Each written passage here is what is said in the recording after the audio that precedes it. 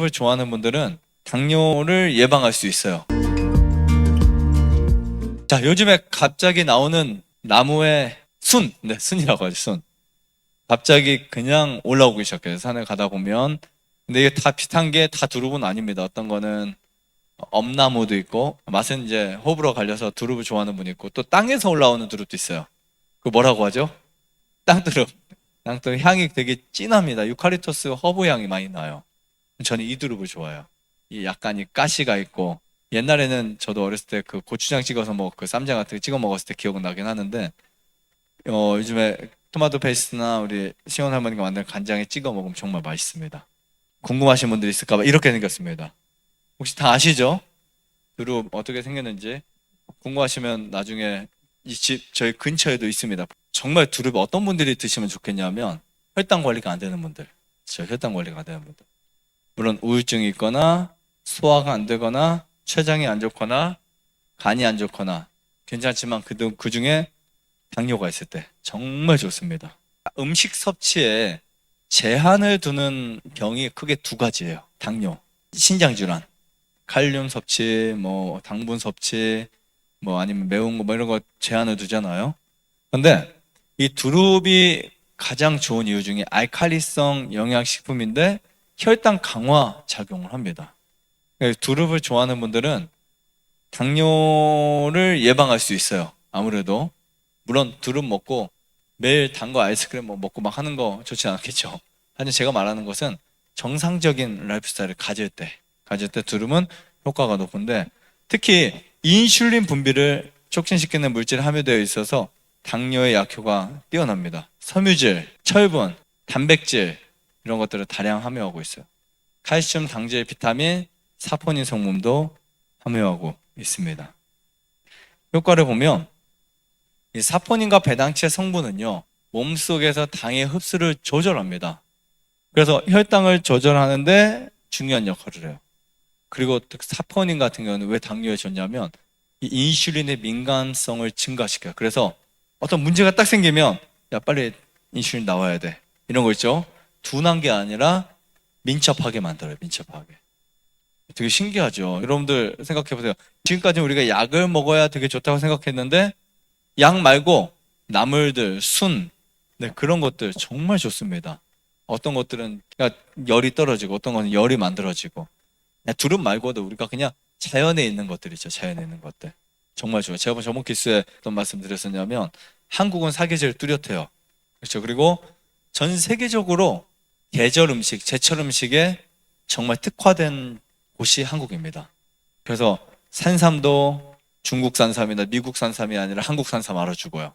송이버섯도 일본 사람들도 가장 좋은 거 송이버섯 한국 거 가져가고 아카시아 꿀도 한국에 항상 금상받고 막 그랬다고 성분적으로. 그 정도로 이 사계절 뚜렷해서 온도 변화, 기후가 변화가 있어서 그런지 그러니까 우리가 보통 사고나 이런 것도 보면 고냉지 아니면 기온차가 심한 곳들 그럼 영향이 더 뛰어나잖아요. 그때 뭐가 많이 생긴 줄 아세요? 항산화 능력이 강해져요. 그냥 1년 내내 더운데 1년 내내 추운데 일교차 별로 없는 데보다 훨씬 더 뛰어나고 맡아졌고 성분이 더 강해요. 왜냐면 얘네들은 살아남아야 되니까. 어떻게 보면 독입니다, 독. 그래서 우리나라 나물들이 자체적으로 자기를 보호하려고 하는 방어력, 독소들이 뛰어납니다. 그 독을 우리가 먹고 살아가는 거예요. 근데 그 독이 강하면 사람이 식중독 걸리고 아니면 사람이 알러지 생기고 가려움 유발하고 아니면 죽고 맞죠? 네. 독이 약하면 효과를 보고요. 독이 없으면 효과를 못 보고 이렇게 되는 겁니다. 그래서 이런 부분들을 우리가 좀 이해하면 좋을 것 같고요. 그러나 두릅은 큰 독이 없으면서도 인체에 정말 유익하다라고 볼 수 있습니다. 그 다음에 캠페롤과 크레스틴 대표적인 성분이 이제 항산화 성분인데요. 특히 우리 인체에는요, 이 활선산소가 매일 올라옵니다. 그럼 짜증 한 번만 내보세요. 활선산소 막 생기죠. 활선산소. 근데 그 활선산소를 우리가 계속해서 눌러줘야 돼요. 여러분 어싱 왜 하세요? 건강해지려고 하죠. 근데 근본적으로 이유를 모르고 그냥 남들 하니까 다 하시는 분들도 있고 땅 밟으면 좋을 것 같아서 하시는 분도 있고 그건 다 좋아요. 하지만 가장 큰 이유는 뭐냐면 첫 번째는 전자파를 버리는 거예요. 전자파. 우리가 전자파를 내보내기 위해서 어싱을 하는 것처럼 여러분들 쌓이는 활성산소들 화를 냈을 때 과식했을 때 과로했을 때 쌓이는 활성산소들 어떻게 해결할 거냐고요. 그때 항산화 물질이 있는 음식 먹어야죠. 그러니까 여러분들 지금까지 갈비 드시고 생선 드시고 우유 드시고 그냥 흰빵 드시고 활성산소도 언제 제거돼요? 오히려 더 쌓이죠. 입에 씹었는데 입맛엔 좋은데 입에 딱 넣는 입이 스트레스 받아요. 아, 얘네 또 죽어가는 음식을 줬구나. 근데 사과를 딱 한 입 버무거나 아니면 두릅을 아삭하고 씹을 때 몸이 얼마나 기뻐할까요? 그러니까 우리 몸이 그때 정말 세포가 살아나, 세포가. 이런 표현이 있어요. 우리 세포 유전자에 가장 좋은 음식들이 채소류. 정말 좋습니다. 유전자에 정말 좋아요. 야채, 나물 이런 거 최고입니다. 여러분들이 이 부분을 알고 드셔야 돼요. 특히 녹색 거, 빨간색, 다양한 색깔을 갖고 있죠. 그 중에 저는 빼놓을 수 없는 게 항산화 물질. 세포의 손상, 노화를 예방하고요. 비타민 C, 베타카로틴, 사포닌 성분, 항암에 정말 좋습니다. 그래서 만약에 여러분들이 유방암이 있거나 자궁암, 대장암, 폐암이 있다면 전 두릅도 자주 드시는 거 추천드려요. 두릅도. 두릅이 좀 비싸잖아요. 그러니까 비싸니까 그 철 나올 때 특별히 많이 좀 드시고, 그리고 두릅이 끝나면 또 다른 거 드시면 되니까 또 계속 말씀드릴게요. 그러니까 우리가 식탁에 적어도 봄철에는 2가지 이상의 나물은 올려놓을 수 있으면 좋겠다. 근데 뭐 예를 들면 죽으냐 그냥 쓴바개만 먹을 수 없어요. 그건 지혜롭지 않은 방식입니다.